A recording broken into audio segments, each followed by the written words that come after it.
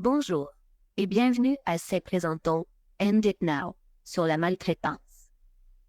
Notre sujet d'aujourd'hui est difficile, mais elle est tellement importante que nous sommes très heureux que vous vous soyez joints à nous.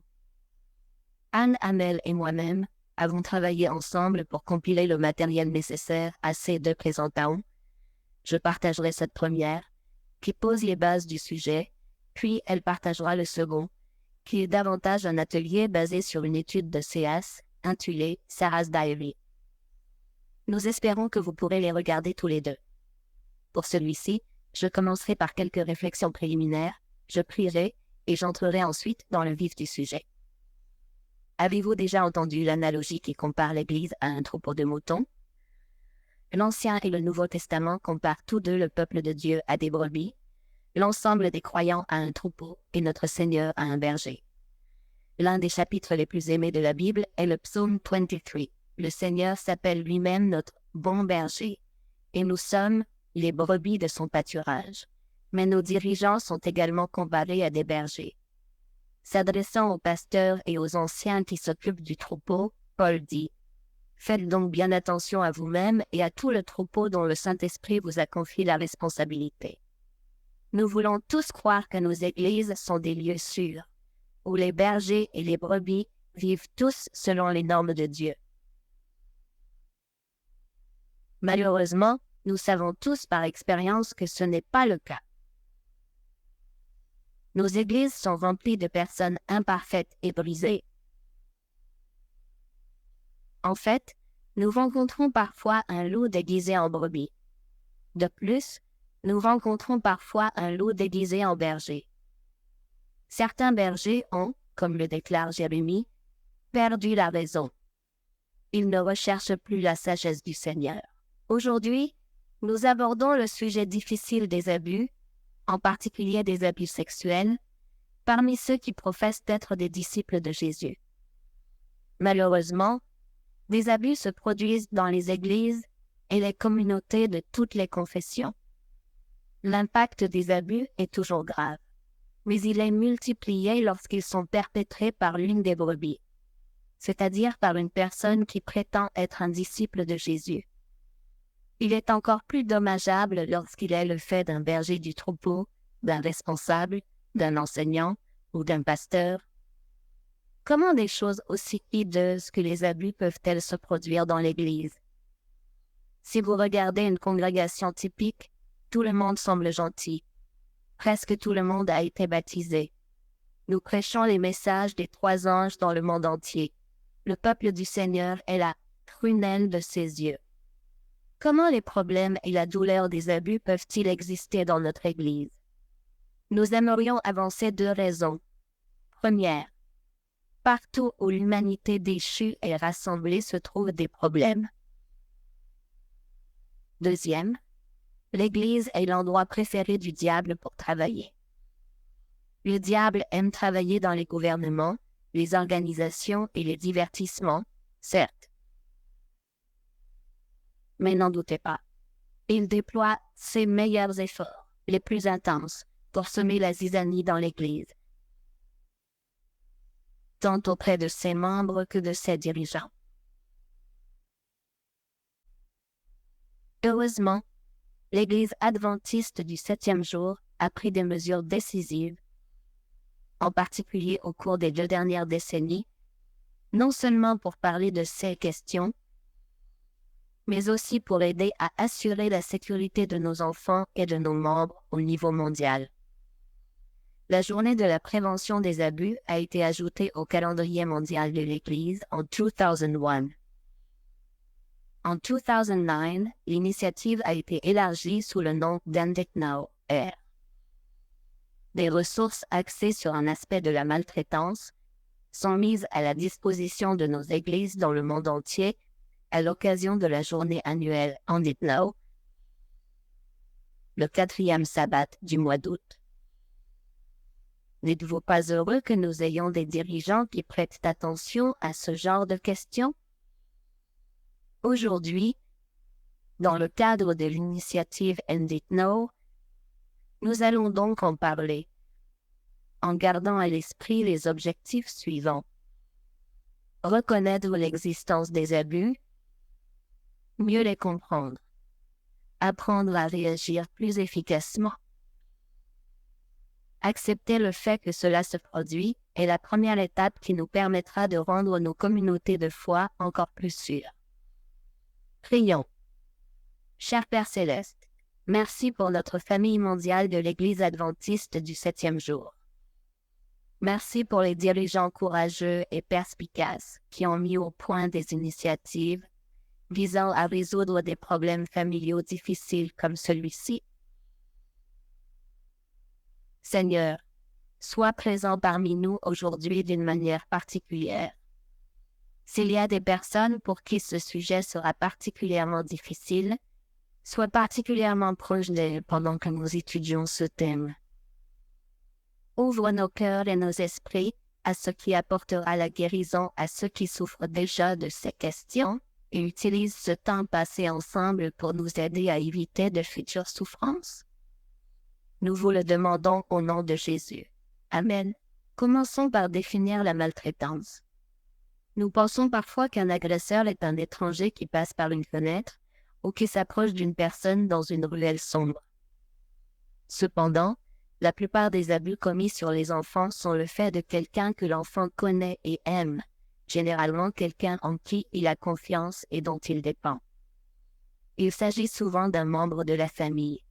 Il peut également s'agir d'un ami proche ou d'un voisin, car 91% des abus sexuels commis pendant l'enfance sont le fait d'une personne que l'enfant et sa famille connaissent et en qui ils ont confiance. L'Église est connue comme le corps du Christ et la famille de Dieu. Tout comme les abus sexuels se produisent au sein des familles, ils se produisent également dans les communautés de foi. Où allons-nous trouver des personnes que nous connaissons et en qui nous avons confiance?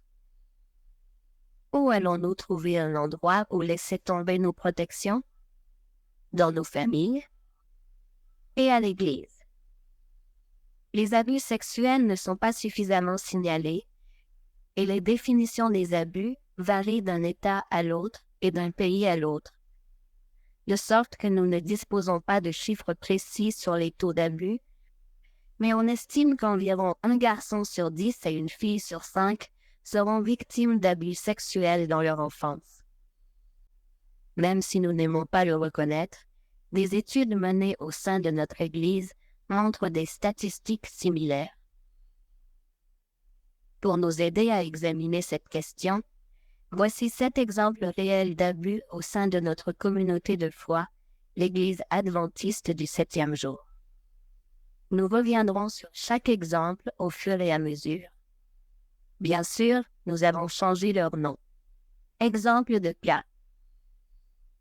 Sarah a été séduite par le directeur de l'école de son église. En s'arrangeant pour qu'elle soit sa secrétaire, il pouvait rester seul avec elle dans le bâtiment après les cours et l'appeler de temps en temps hors de la classe pour qu'elle puisse l'aider dans une autre partie du bâtiment. Elle pensait que c'était de l'amour, mais c'était de la maltraitance.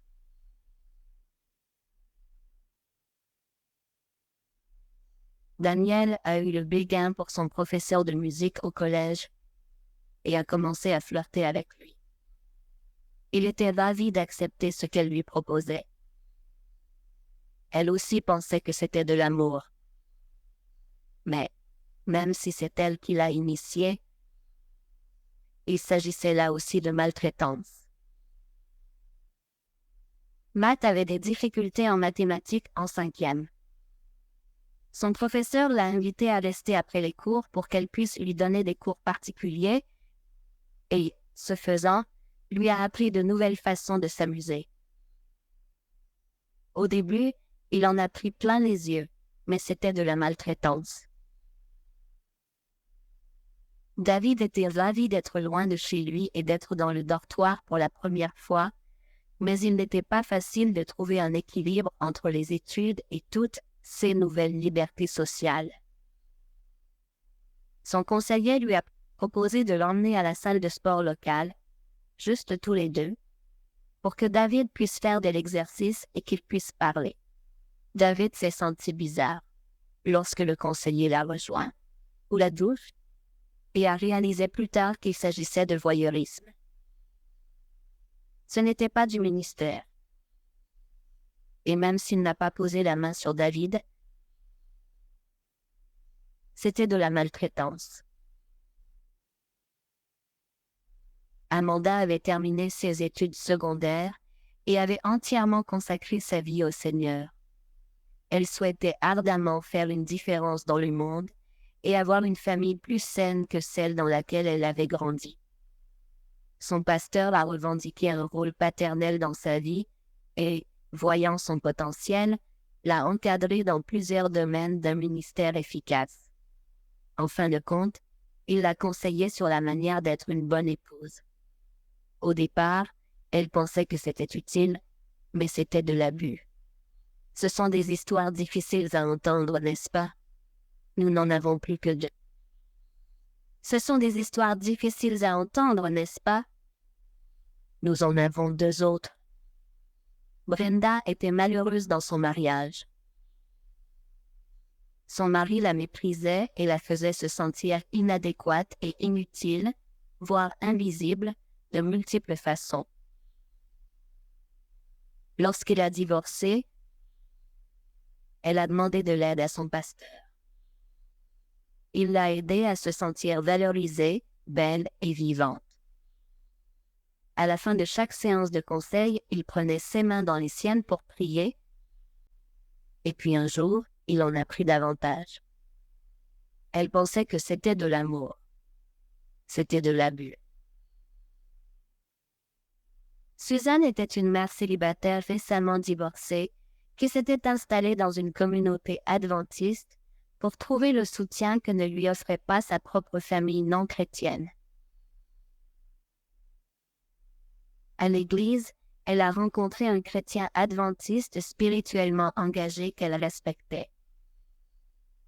Bientôt, ils sortirent ensemble et elle crut que Dieu l'avait fait entrer dans sa vie.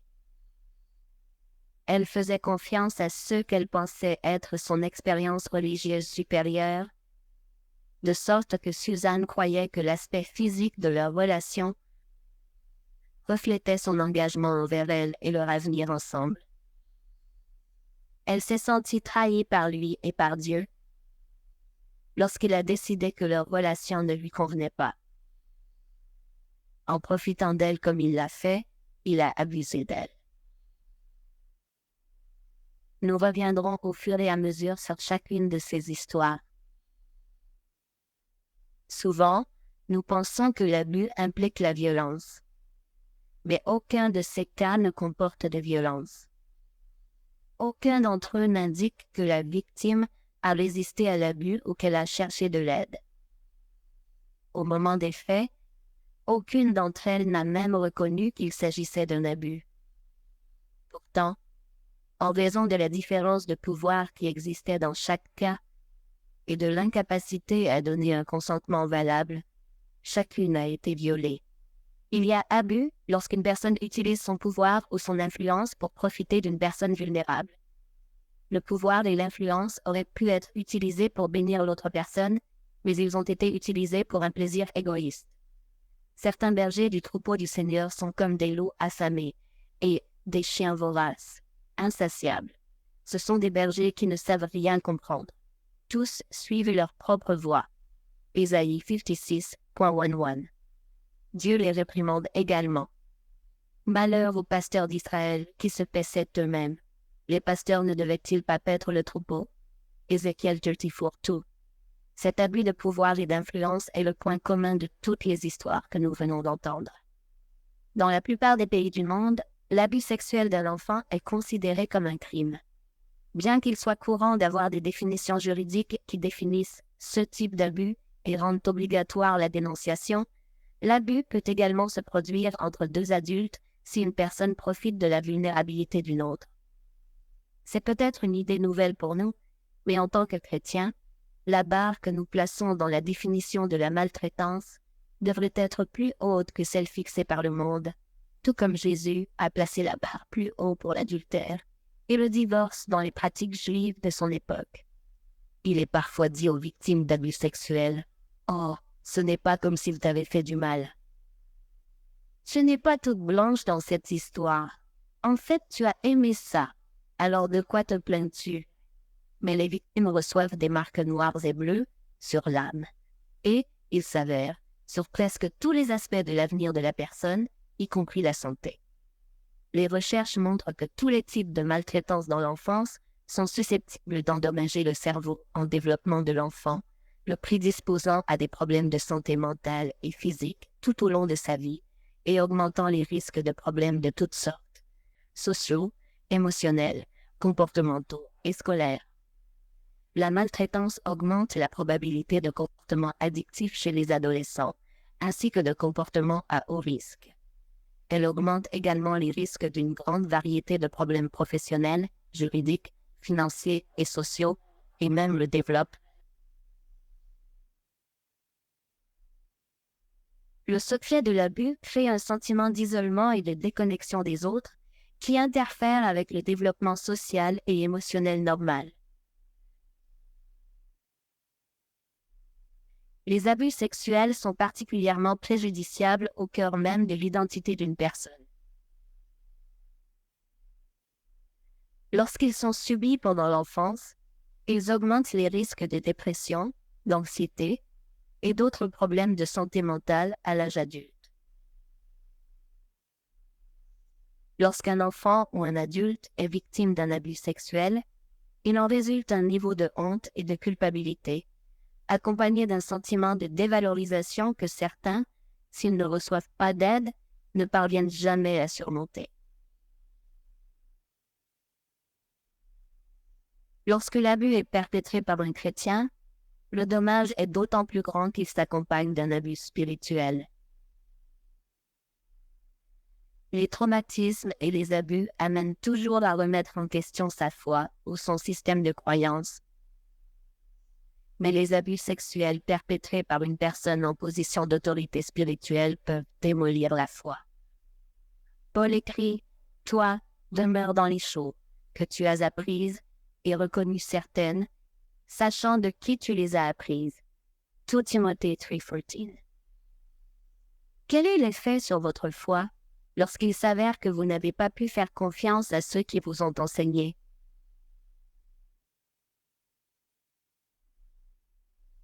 Deux facteurs déterminent l'impact sur la victime. 1. L'impact d'un abus sur une personne est déterminé dans une large mesure par le niveau de stabilité émotionnelle et sociale de la victime avant l'abus. Malheureusement, ce sont souvent les personnes vulnérables et qui manquent de stabilité émotionnelle et sociale dans leur vie qui sont les premières cibles des abus. Par exemple, nous savons que les enfants handicapés sont plus souvent victimes de maltraitance que les autres enfants. Les personnes vulnérables sont, par définition, plus démunies, moins susceptibles de parler et moins susceptibles d'être crues si elles le font.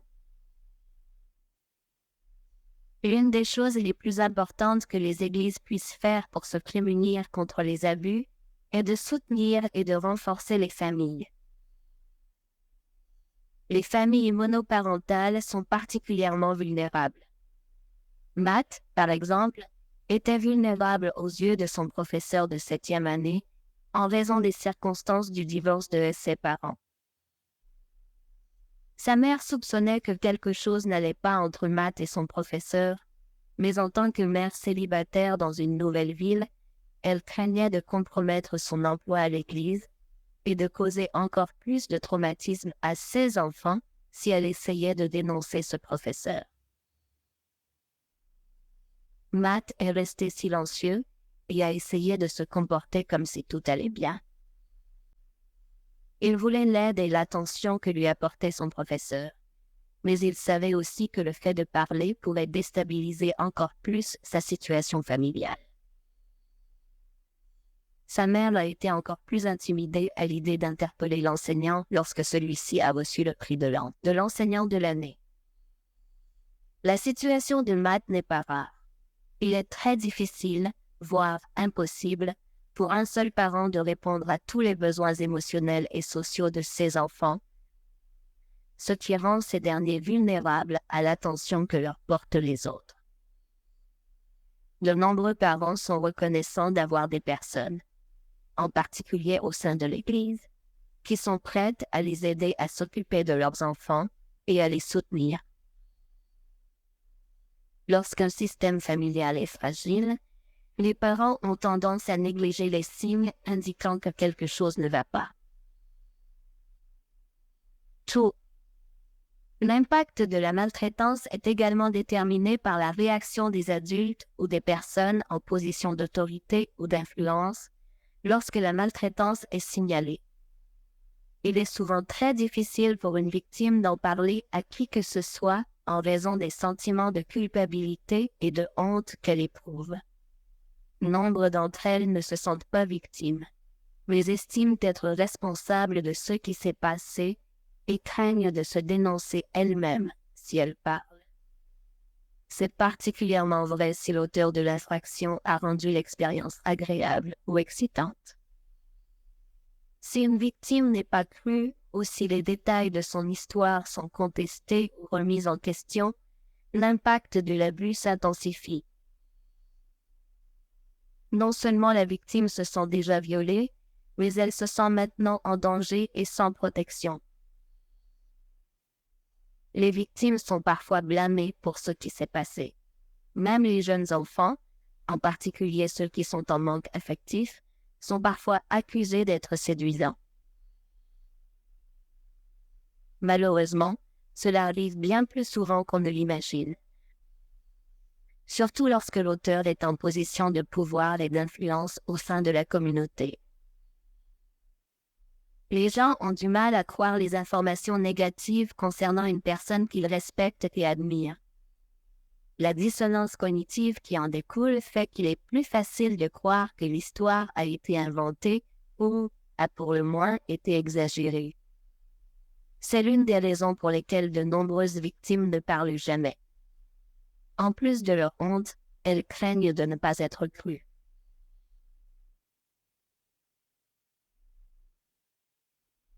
Réaction aux révélations d'abus. Sarah a connu deux réactions très différentes. Lorsqu'elle a fini par dénoncer le directeur qui avait abusé d'elle, les responsables de la conférence n'ont rien fait. Il l'admet, il est honnête, ont-ils déclaré.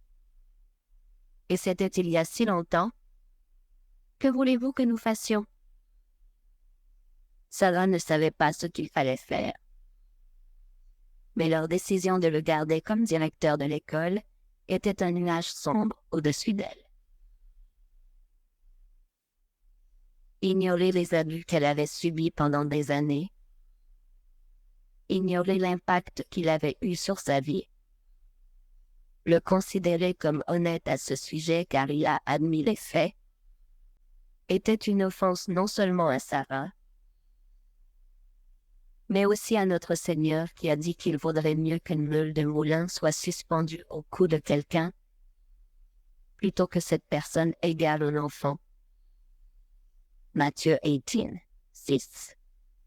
Quelques années plus tard, le directeur a déménagé dans une autre conférence où les responsables d'église comprenaient de mieux en mieux les abuseurs et le risque permanent qu'ils représentent pour les autres.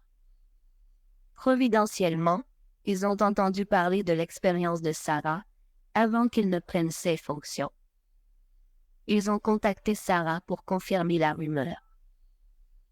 Le directeur a été licencié et des limites appropriées ont été mises en place pour limiter sa capacité de leadership dans son église locale.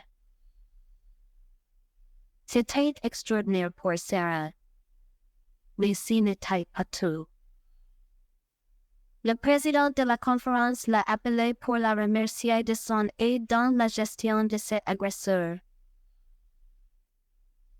Elle est stupéfaite. De plus, au nom de l'Église, il s'excuse pour ce qu'un employé de l'Église lui avait fait et pour ce que l'Église n'avait pas fait lorsqu'elle l'avait dénoncé pour la première fois. Ces excuses et la justice des limites imposées à son agresseur ont apporté une belle guérison à Sarah. Parfois, surtout lorsque la victime est nue, est relativement inconnue, il est facile de la blâmer. C'est peut-être sa façon de s'habiller ou d'agir qui est en cause. Les gens disent elle a dû faire quelque chose pour faire tomber ce brave homme. Parfois, la victime a effectivement agi de manière séduisante. Prenons l'exemple de Daniel, qui avait le béguin pour son professeur de musique et qui l'a poursuivi. Lorsque leur relation a été découverte, Daniel a été envoyé dans un internat pour sauver le mariage et la carrière du professeur, qui s'est de toute façon terminé quelques années plus tard. Daniel a ressenti de la culpabilité et de l'amertume pendant des années, jusqu'à ce qu'elle apprenne enfin que c'était l'adulte qui était responsable de la relation et non elle. Lorsque Daniel flirtait avec lui, il était de sa responsabilité de prendre ses distances, de veiller à ce qu'il ne soit jamais seul, de lui enseigner les relations appropriées, de travailler avec ses parents et de l'aider à suivre une thérapie. Ce n'est pas elle qui a brisé son mariage et ruiné sa carrière, c'est lui. Il avait abusé de son autorité et de son influence à des fins égoïstes. Il a abusé d'elle. Les victimes peuvent également être blâmées pour la manière dont elles se sont manifestées. Le plus souvent, on leur reproche de ne pas avoir suivi les directives disciplinaires de Matthieu 18:15, 20. Chers amis, jetez un coup d'œil à Matthieu 18. Il s'agit de résoudre des conflits entre égaux. Les victimes et les agresseurs ne sont pas égaux. L'utilisation de Matthieu 18 lorsqu'une victime a affaire à un agresseur sera probablement non seulement inefficace, mais surtout dangereux. Par exemple, lorsque Brenda a tenté de rencontrer le pasteur en tête-à-tête pour le confronter à son comportement, il l'a violée à nouveau, lui reprochant sa faiblesse, lui promettant de se suicider si elle le dénonçait, et lui expliquant même exactement comment il s'y prendrait. Lorsqu'elle a eu le courage de le dénoncer, il a tout nié, a nié qu'il la connaissait, et a affirmé que ses plaintes ne pouvaient être prises au sérieux parce qu'elle n'avait pas suivi Matthieu 18. On a découvert que ce pasteur avait abusé de plusieurs femmes, chacune pensant, comme Brenda, qu'elle était l'amour de sa vie. Heureusement, malgré les objections véhémentes de nombreux membres de la congrégation, la conférence l'a retiré du ministère et son ordination a été révoquée. Chaque fois qu'une allégation d'abus est formulée à l'encontre d'un employé de l'Église ou même d'un responsable bénévole de votre Église ou de votre école, il est impératif de contacter immédiatement le bureau adventiste de gestion des risques de votre conférence. Si la personne est un employé de l'Église, elle sera probablement mise en congé administratif pendant la durée de l'enquête. Si la personne n'est pas un employé de l'Église, mais qu'elle est impliquée dans votre Église ou votre école, Adventist Risk Management vous conseillera probablement de mettre fin au ministère de la personne et vous guidera dans ce processus. Si les allégations sont jugées crédibles, quel que soit le niveau d'influence de cette personne dans l'Église ou la communauté, quel que soit l'amour que tout le monde lui porte, elle doit être libérée de tout poste de responsabilité ou d'influence au sein de l'Église. Des mesures doivent également être prises immédiatement pour limiter son accès à la victime connue, ainsi qu'à d'autres victimes potentielles. C'est ce qu'on appelle un plan d'action, qui protège toutes les victimes, y compris l'auteur de l'infraction. Il faut mettre en place des plans de sécurité et d'action chaque fois qu'une accusation est portée contre un membre de l'Église. Cela protège toutes les personnes impliquées, y compris l'auteur de l'infraction. Si je vous disais le nombre moyen de victimes d'un agresseur avant qu'il ne soit tenu pour responsable, vous ne me croiriez même pas. Cela donne à réfléchir. C'est possible parce que souvent, dans un effort de grâce ou de présomption d'innocence jusqu'à preuve du contraire, surtout si nous connaissons et aimons l'accusé, mais ne connaissons pas vraiment l'accusateur, nous nous trompons souvent en accordant à l'agresseur le bénéfice du doute. Malheureusement, lorsqu'on leur donne une deuxième ou une troisième chance, ils font souvent du tort à d'autres personnes. C'est ce qui s'est passé dans l'expérience de David. David s'est senti bizarre lorsque son conseiller est entré dans la douche avec lui à la salle de sport et a rapidement appris que les étudiants et les professeurs savaient que cet homme avait un problème de voyeurisme. En fait, l'administration avait demandé à plusieurs reprises à cet homme de cesser d'emmener des élèves au gymnase et l'avait même mis avec lui, mais le comportement a été autorisé à se poursuivre. David, accompagné de quelques personnes de confiance, a rencontré le conseiller, puis a déposé une plainte officielle. Le conseiller a été licencié, mais s'il l'avait été plus tôt, David aurait été épargné d'une expérience qui l'a fait se sentir à la fois manipulé et humilié. Son expérience à l'école s'en est ressentie et il a fini par quitter l'école. Une décision qui a eu de lourdes conséquences dans sa vie. Une décision qui a eu de lourdes conséquences dans sa vie. Mais il y a une bonne nouvelle. Les neuroscientifiques nous disent que, comme nous l'avons dit, la maltraitance est susceptible d'endommager le cerveau, en particulier le cerveau en développement d'un enfant. Bien que la maltraitance augmente les risques de développer de problèmes de santé mentale et physique, nous avons une bonne nouvelle. Ces problèmes ne sont pas incurables. Tout comme Dieu a créé notre corps pour qu'il guérisse des blessures et des maladies, il a également créé le cerveau et l'esprit pour qu'ils guérissent. En fait, les traumatologues nous disent que l'impact à long terme d'un abus dépend moins du type et de la gravité de l'abus que du niveau de soutien que l'on reçoit à la suite de l'abus. En tant que corps du Christ et communauté de croyants, c'est une bonne nouvelle. Il est important que nous sachions que la manière dont nous répondons à la fois à l'abusé et à l'abuseur fera une énorme différence dans le niveau de guérison que chacun connaîtra. Notre réaction est importante. La chose la plus importante que nous puissions faire lorsqu'une personne a été maltraitée est d'écouter attentivement son histoire. Écouter les émotions et les sentiments qu'elle exprime, ainsi que les détails et les faits de son histoire. La vulnérabilité n'est pas quelque chose que la plupart des gens peuvent exprimer rationnellement. Écoutez attentivement et sans porter de jugement. Écoutez avec votre cœur. Qu'en est-il du pardon à un agresseur?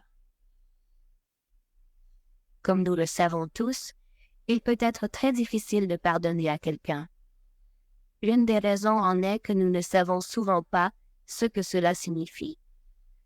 Pardonner à quelqu'un signifie-t-il que ce qu'il a fait est acceptable? Que ce que j'ai vécu n'a pas d'importance? Que je vais poursuivre ma relation avec lui comme si rien ne s'était passé?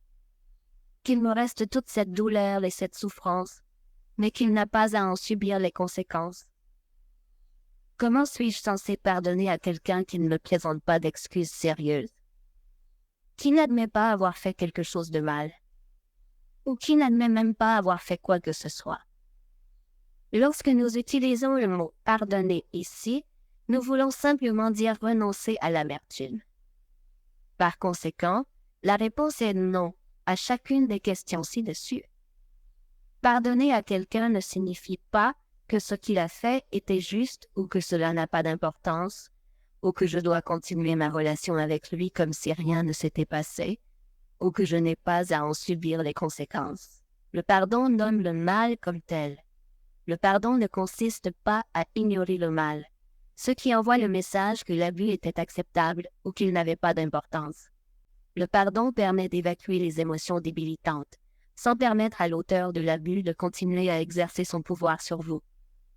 C'est prendre le contrôle de son cœur et de son esprit, et aller de l'avant.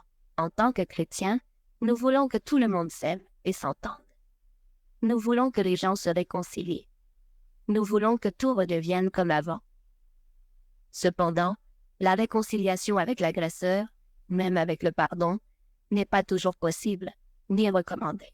Par exemple, une fois Amanda mariée, le pasteur qui lui avait enseigné comment être une bonne épouse voulait qu'Amanda et son mari lui pardonnent et continuent à être amis avec lui et sa famille. Il leur a dit que reprendre leur amitié est ce que le Seigneur désire, parce que cela démontre la puissance de la grâce de Dieu dans leur vie. Vulnérables à ces suggestions, Amanda et son mari ont essayé pendant un certain temps, mais le pasteur ne s'est pas comporté de manière appropriée envers eux, et ils ont finalement dû couper tous les liens avec lui et sa famille, ce qu'ils auraient dû faire dès le départ. Exemple d'abus dans la Bible. Un exemple d'abus dans les Écritures est celui du roi David et de Bath-sheba, 2 Samuel 11 et 12. La différence de pouvoir entre David et Bath-sheba, ainsi qu'entre David et Uri, son mari, a joué un rôle important dans cette histoire. Lorsque le roi a demandé à Bath-sheba de venir le voir, elle a obéi. David a abusé de son pouvoir et de son autorité légitime et donnée par Dieu pour son bénéfice personnel. Puis il a utilisé ce même pouvoir et cette même autorité pour tenter de dissimuler ce qu'il s'était passé. Dieu avait quelque chose à dire à David à propos de ce qu'il avait fait. Bien que David se soit repenti et ait été pardonné, il en a payé le prix fort pour le reste de sa vie. Une autre histoire biblique d'abus, par un chef spirituel, est celle de Simon le pharisien, Luc 7, 36, 50, dont beaucoup pensent qu'il a violé Marie, sœur de Marthe et de Lazare. Ellen White dit que Jésus désirait que Simon voie à quel point sa culpabilité était grande. Il voulait lui montrer que son péché était plus grand que le sien.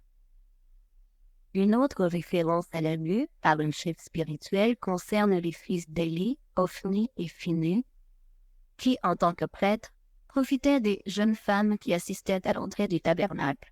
1 Samuel 2, 22. Quelles histoires tragiques ont dû être vécues par ces femmes vulnérables. Et quelle fin tragique pour ces deux prêtres. Et maintenant, avant de conclure, si vous avez été exploité, si vous avez été abusé par quelqu'un qui prétendait être chrétien, et surtout si cette personne était un dirigeant chrétien, je veux m'adresser directement à vous. Qu'il s'agisse d'une seule fois ou d'innombrables fois sur une période de plusieurs années, que vous ayez eu un ou plusieurs abuseurs, personne d'autre que Dieu ne comprend pleinement ce que cela a signifié dans votre vie. Vous êtes peut-être en résonance avec la question de Lamentation 2:13. Ta plaie est grande comme la mer. Qui pourra te guérir? La réponse est la suivante. Dieu le peut. Vous pouvez penser, mais si ce système de pensée, brandissez la Bible, produit ce type de comportement, je ne veux rien avoir à faire avec lui. Votre réaction est compréhensible, mais ce comportement représente mal le système de pensée de la Bible et représente mal Dieu. Mon ami, n'as-tu pas déjà assez souffert et perdu? Ne laisse pas ton agresseur te priver de ta foi. Reprenez cela, montrez la Bible. Reprenez contact avec Dieu, car c'est là que vous trouverez la guérison la plus vraie et la plus complète. Lorsque vous avez été lésé, il est utile pour votre guérison de recevoir des excuses. Cependant, il se peut que votre agresseur ne vous présente jamais d'excuses sérieuses. Et vous ne recevrez probablement jamais un appel d'un président de conférence vous présentant des excuses comme celle de Sarah. Puis-je m'excuser auprès de vous? Puis-je m'excuser auprès de vous? Au nom du corps des croyants de l'Église mondiale, mon Église, notre Église, je m'excuse pour la douleur que l'un de nos membres, peut-être l'un de nos dirigeants, vous a causée. Cela n'aurait jamais dû vous arriver. Votre agresseur a eu l'audace de profiter de vous. Maintenant, je veux que vous ayez la ténacité de guérir. Votre agresseur a eu l'audace de prétendre que ce n'était pas arrivé et que cela n'avait pas d'importance.